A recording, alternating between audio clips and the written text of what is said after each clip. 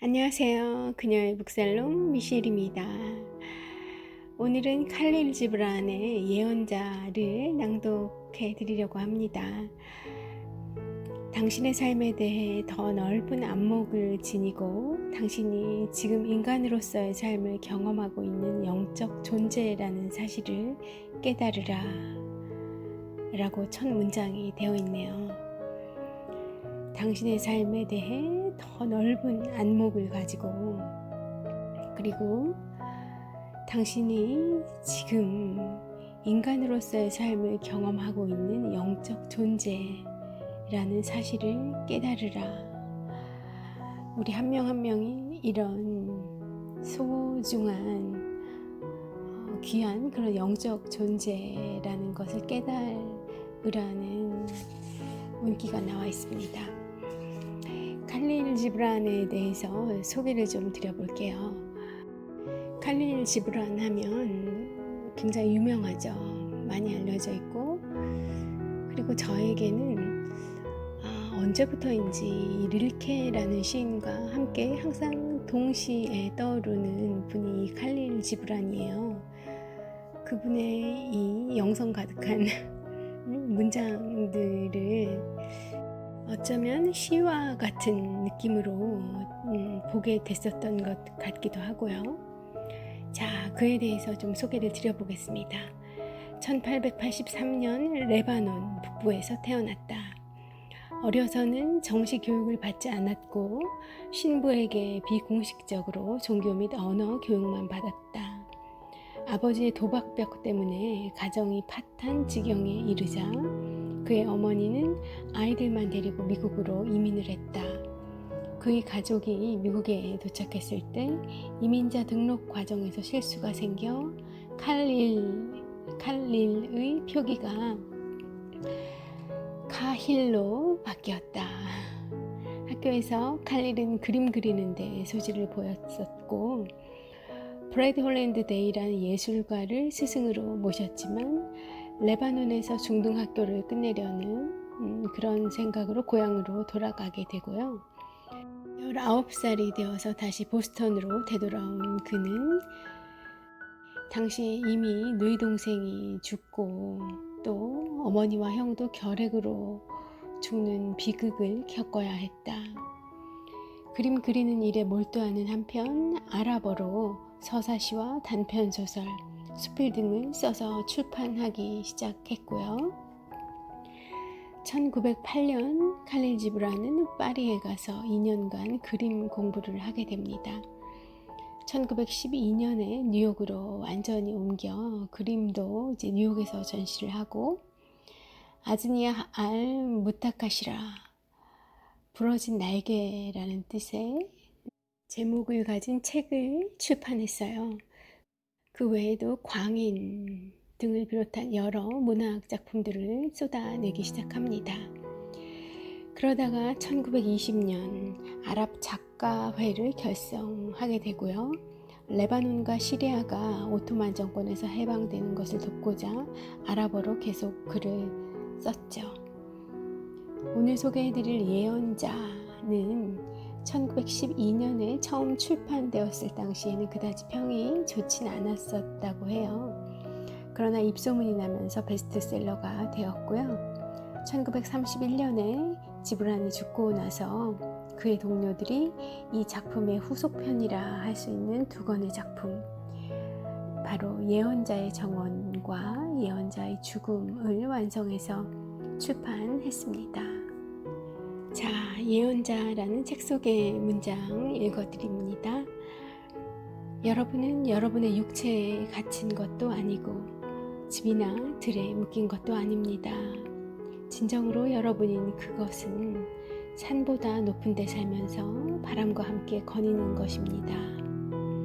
따뜻함을 찾아 햇빛 속으로 기어들거나 안전을 찾아 어둠 속으로 구멍을 파고드는 그런 것이 아닙니다. 그것은 자유로운 것, 대지를 감싸고 창공에서 움직이는 영혼입니다. 예언자는 산문시로 된 작품으로서 레바논 출신 미국인인 칼릴 지브란을 일약 유명인으로 만들어준 책이다. 이제는 선물 가게 같은 데서 쉽게 찾아볼 수 있을 뿐만 아니라 결혼식이라든가 기타 심오한 생각을 촉발시킬 필요가 있을 경우 자주 인용되어 모르는 사람들이 별로 없을 정도가 되었다. 그러나 처음 출간했을 당시만 해도 식자들은 물론이고 일반 독자들 중에도 그 어법이 약간 거만스럽거나 과장되었다고 보는 이들이 있었던 게 사실이다.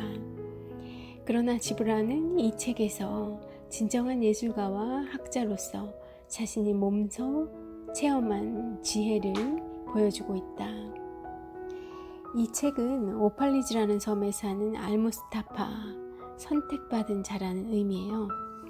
이 알무스타파라는 사람에 대한 이야기로 시작하는데요. 섬 사람들은 그를 일종의 고향으로, 성인으로 여깁니다. 사실 그는 다른 지방 출신으로 12년간 자신을 고향으로 데려가줄 배를 기다리며 그곳에 살았어요.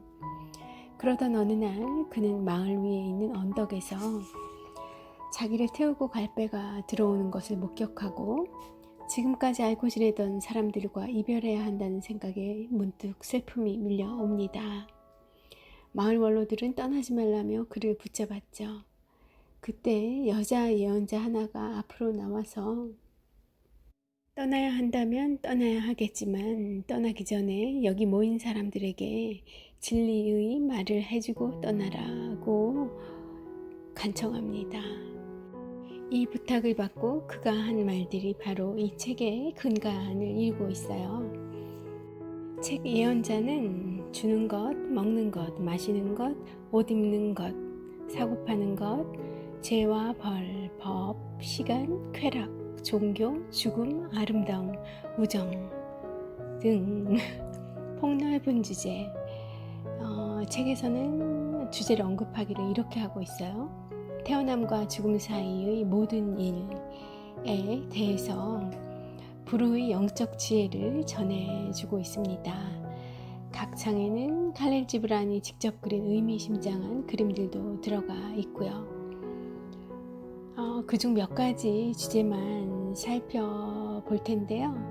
이 책은 한 권 구매하셔서 옆에 두고 전부를 틈틈이 마음이 갈 때 한쪽씩 한 페이지씩 이렇게 보셔도 그렇게 보시더라도 꼭 보셨으면 하는 그런 책으로 추천을 드릴게요. 먼저 사랑과 결혼에 대한 테마를 좀 살펴볼게요. 예언자에 의하면 사랑이 주는 평안과 즐거움만을 구하는 사람은 어리석은 사람이다. 이런 생각으로 살면 고생은 덜 수 있을지라도 고난이 주는 순수한 즐거움을 알지 못하여 결국 삶의 깊이가 부족한 사람이 되고 말기 때문이다. 예언자는 말한다. 사랑이 여러분을 손짓해 부르거든 그를 따르십시오. 비록 그 길이 힘들고 가파를지라도. 우리는 사랑이 어느 정도까지 이르리라 기대할 수도 없고 또 우리가 사랑의 흐름을 좌우할 수 있으리라 생각할 수도 없다. 여러분에게 사랑할 자격이 있음을 알게 되면 오히려 사랑이 여러분의 흐름을 좌우하기 때문이다. 사랑이 우리를 성장시키기도 하지만 그것은 또 우리가 곧고 높이 자라도록 우리의 곁가지를 쳐내는 아픔을 주기도 한다. 결혼에 대해 이야기해달라는 부탁을 받자 예언자는 두 사람이 하나가 된다는 통상적인 지혜 대신에 참된 결혼은 두 사람이 각자 나름의 개성을 개발할 수 있는 공간을 허락하는 것이라고 말한다. 참나무도 삼나무도 서로의 그늘 속에서는 자랄 수 없기 때문이다. 그가 전하는 훌륭한 동반자가 되는 법칙은 서로의 잔을 채워주되 한쪽 잔만을 마시지는 말라는 것이다. 이 어드바이스 너무 좋지 않나요? 참나무도 삼나무도 서로의 그늘 속에서는 자랄 수 없다. 참된 결혼은 두 사람이 각자 나름의 개성을 개발할 수 있는 공간을 허락하는 것이다. 서로의 잔을 채워주되 한쪽 잔만을 마시지는 말라. 네, 되새기고 또 되새기고 일상에서 실현해 나가야 되는 그런 사랑과 결혼에 대한 지혜 아닐까 합니다. 일과 관련한 칼릴 지브란의 지혜는 또 어떤 게 있는지 알아보도록 하죠. 실업자가 비참함을 느끼는 이유는 무엇일까? 단순히 돈을 못 벌기 때문일까? 이에 대한 답은 일의 참된 의미에 대한 예언자의 설명에서 찾을 수 있다. 여러분이 일을 하는 것은 대지 그리고 대지의 영혼과 보조를 맞추기 위한 것입니다. 게으름을 피우는 것은 계절의 바뀜도 모르고 무한을 향해 당당하고 자랑스럽게 순응하며 행진하는 생명의 행렬에서 낙오하는 것입니다. 직업을 잃었을 때 비참함을 느끼는 것은 돈이나 체면보다는 정상적인 삶에서 낙오되었다는 느낌 때문이다. 돈만을 위해 일하는 것도 만족을 가져다 주지 못한다. 예언자는 말한다. 일하는 것을 저주로 여기는 사람들이 있지만 여러분이 일을 할 때면 여러분은 대지의 가장 심원한 꿈, 그것이 태어날 때부터 여러분에게 맡겨진 그 꿈의 일부를 실현하는 것이라고. 일을 하는 것은 우리의 도움을 필요로 하는 사람들에게 우리의 사랑을 표현하는 방법이고 또 무언가를 창조하겠다는 우리 자신의 내적 필요를 충족시키는 일이기도 하다. 자신의 일을 즐기는 사람들은 알고 있다. 일하는 것이 충족감을 얻는 비결이며 그 일을 통해 구원받을 수 있다는 것을. 내 일에 대한 정말 바람직한 태도와 관점 아닌가 해요.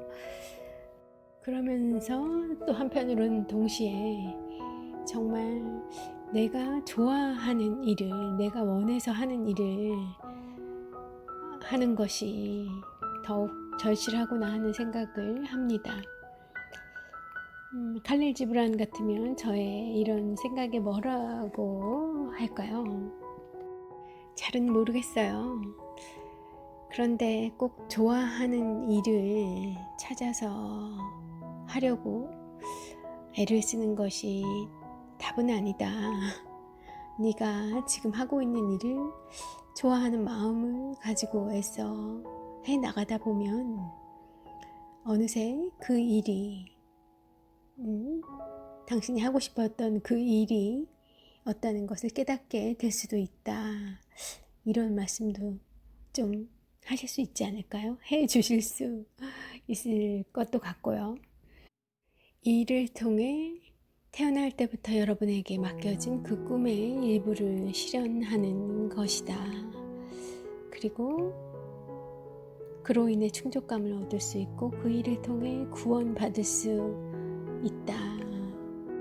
지금 내 앞에 와 있는 그 일의 소중함과 감사함을 부쩍 느끼게 된 이 코로나 이후의 삶에서 더 잘 와닿는 그런 칼릴 지브란의 예언 아닌가 합니다. 다음으로 슬픔과 아픔에 대한 예언자의 어드바이스 들어볼게요. 예언자는 말한다. 슬픔은 우리의 존재를 칼로 도려내는 것이라고. 그러나 그것이 만들어주는 공간은 삶의 다른 계절에 이르렀을 때 느끼는 기쁨을 더 크게 만들어준다. 기가 막히도록 아름다운 다음 구절을 보라. 여러분의 아픔은 깨달음을 가두고 있는 조개의 껍질 깨기입니다. 아픔을 통해 깨달음을 얻을 수 있는 거라는 정말 표현이 아름답네요. 여러분의 아픔은 깨달음을 가두고 있는 조개 껍질 깨기입니다. 아픔을 소중한 삶의 또 다른 경험이라 여기고 경이롭게 받아들이라는 것이죠. 그렇게 할 수 있다면 우리 속에서 일어나는 감정을 마치 사계절의 지나감처럼 여기고 차분하게 받아들일 수 있을 것 같아요. 예언자는 말합니다. 그러나 우리 중에 아픔이 우리 자신을 치유하는 수단이며 여러분 속에 있는 의원이 여러분의 병든 자아를 고치기 위해 쓰는 약이라는 걸 아는 이가 그리 많지 않다고요. 우리 속에 있는 의원이 우리의 병든 자아를 고치기 위해 쓰는 약이 바로 아픔이라는 거군요. 와, 이런 통찰도 너무 좋으네요. 그러니까 나한테 꼭 필요한 그 아픔이었다는 거예요. 나를 성장시키기 위해. 그러니 이제 아픔을 느끼면 그것이 존재의 어느 수준에서 우리 자신을 더욱 훌륭하게 만들고자 우리가 스스로 선택한 아픔일 수 있다고 생각해도 좋을 것이다. 무언가를 구하고자 애쓰지 않는다면 삶에서 아무것도 배울 수가 없다. 소유에 대한 그의 가르침 보겠습니다. 예언자는 집이나 소유물을 너무 사랑하지 않도록 조심하라고 이릅니다. 이런 안락함이 영혼의 힘을 갉아먹을 수 있기 때문이다. 너무 호화로운 삶에 집착하면 그렇게 되면 우리의 집은 돛이 아니라 닻이 되어 배가 가라앉을 때 거기에 묶이고 말 것이다. 우리의 집은 돛이 아니라 닻이 되어버린다. 우리의 집은 돛이 되어야 하는 거군요. 돛이. 이 바람을 받아서 우리를 먼 항해로 모험 가득한 그런 또 다른 바다로 계속 안내해주는, 그리고 그런 나아갈 수 있는 힘을 주는 돛이어야 하는데 소유에 대한 집착이 너무 심하면 우리의 집이 닻이 될 수 있다는 거군요. 어디에도 가지 못하게 우리를 그 상태에 묶어두는 닷 말입니다. 다음은 자유에 대한 칼릴 지브란의 예언이에요. 자유에 목매는 것 자체가 일종의 속박이다. 사람들이 자유롭기를 원한다고 말하는 것은 사실 그들이 도피하려고 하는 자신들의 어느 부분에 대해 말하는 경우가 많다. 네, 이 예언은 꼭 저에게, 미셸에게 하는 조언 같아요. 자유에 목매는 것 자체가 일종의 속박이다. 자유롭기를 원한다고 말하는 것은 사실 그들이 도피하려 하는 자신들의 어느 부분에 대해 말하는 경우가 많다. 네, 다음은 선과 악에 대한 그의 지혜입니다. 악이란 없다고 한다. 악이란 단순히 선이 배고프고 목마르게 된 상태로서 어두운 곳 이외에서는 결코 그 필요가 만족할 줄 모르는 무엇에 지나지 않는 것이다. 빛이 있다. 그리고 빛이 없다. 이렇게 빛이 없는 상태가 바로 악이다. 악에 빛을 비추라. 그러면 그것은 사라질 것이다. 기도에 대한 칼릴 지브란의 지혜입니다. 우리는 뭔가 달라고 간청하는 기도를 할 필요가 없다. 하느님께서는 우리의 가장 깊은 필요까지 다 아시기 때문이다. 하나님이 바로 우리가 가장 필요로 하는 것 자체이시기에 우리는 다른 무엇을 구하는 기도를 하지 말고 하느님을 더욱 구하는 기도를 드려야 한다. 분열된 자, 예언자는 우리의 영혼이 전쟁터와 같다고 말한다. 우리의 이성과 감성이 영원히 대립하는 그런 전쟁터. 그렇다고 서로부터 싸우는 것이 좋은 일은 아니다. 우리는 평화의 사자가 되어 우리 속에 있는 대립적 요소를 모두 사랑해야 하는데 그렇게 해야만 비로소 우리 자신을 치유할 수 있기 때문이다. 이 부분도 너무 와 닿는 것 같아요. 우리의 영혼은 이성과 감성이 영원히 대립하는 그런 전쟁터이고, 그 속에서 어느 한쪽의 요소를 편들고 그쪽 요소만 살아남을 수 있도록 그렇게 계속 키워간다거나 키워주지 말고, 스스로 평화의 사자가 되어서 내적인 그런 조율을 잘 해내야 한다.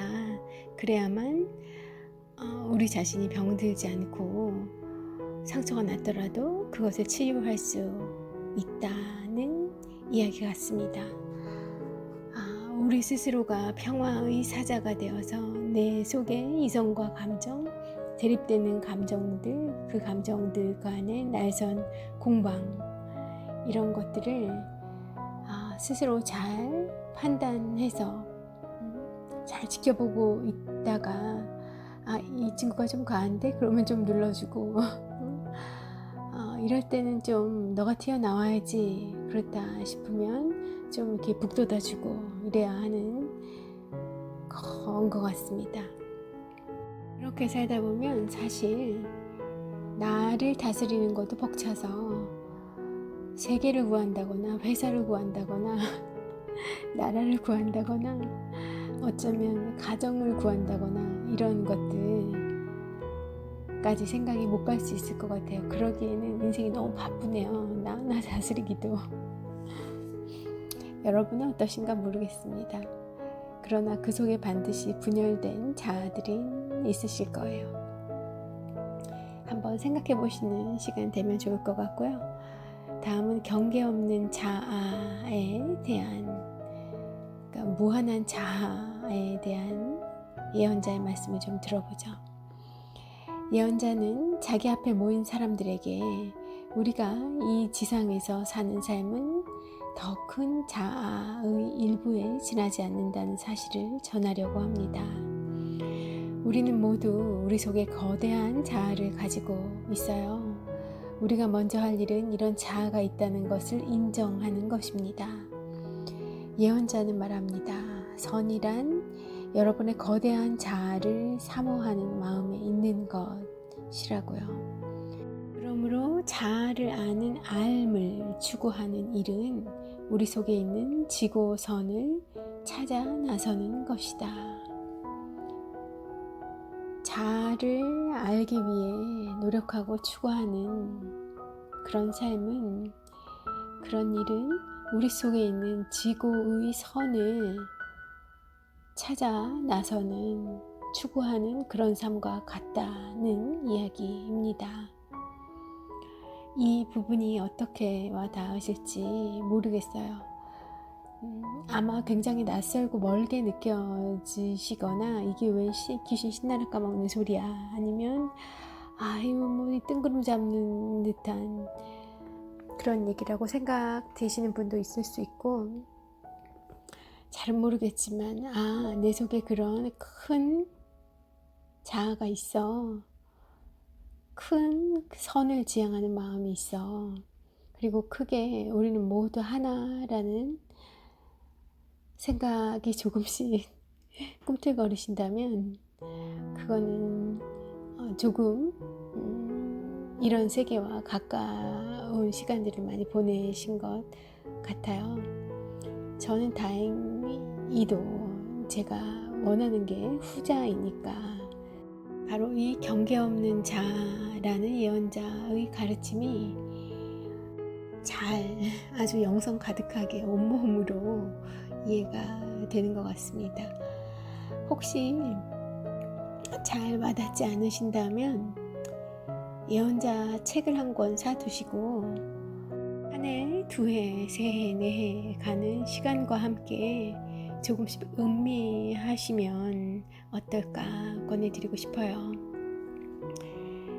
자, 이래서 여러 가지 다양한 테마에 대한 예언자의 그 빛나는 메시지들, 가르침들을 좀 소개드려 봤는데요. 전체적으로 칼릴 지브란의 책은 우리가 이 세상에 왔다가 우리가 온 곳으로 다시 돌아간다고 하는 삶의 신비, 거기에 대한 은유라 할 수 있겠습니다. 배를 타고 떠나기 직전에 예언자가 한 말을 보면 그의 여정은 바다를 건너 어디론가 가는 그런 것이 아니라 그가 태어나기 전 그가 떠났던 그 세계로 되돌아가는 것을 가리킨다는 사실이 분명해져요. 지금 그의 삶은 짧은 꿈과 같은 거죠. 이 책 예언자는 비록 우리의 삶이 아픔으로 가득 찬 것처럼 보일지라도 우리가 삶에서 겪는 모든 경험을 즐거워해야 한다고 이야기하고 있습니다.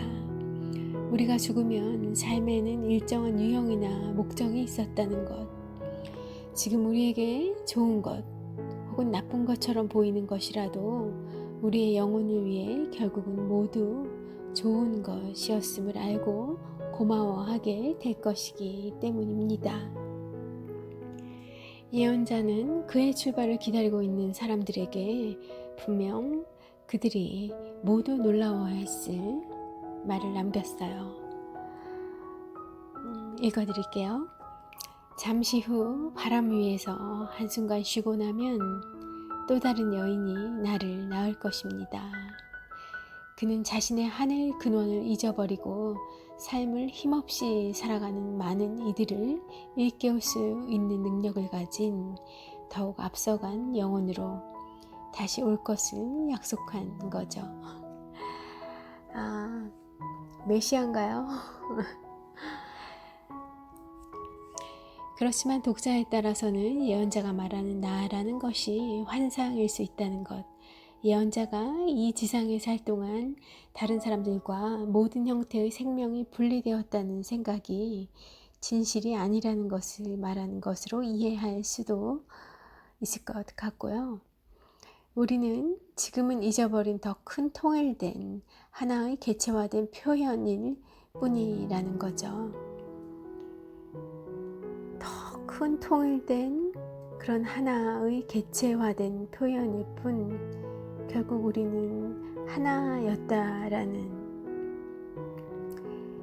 실제로 알무스타파는 긴 여정을 앞두고 저는 끝없는 물방울이 되어 가없는 바다 당신에게 가리이다 하면서 자신을 끝없는 바다에 떨어지는 물방울에 비유합니다.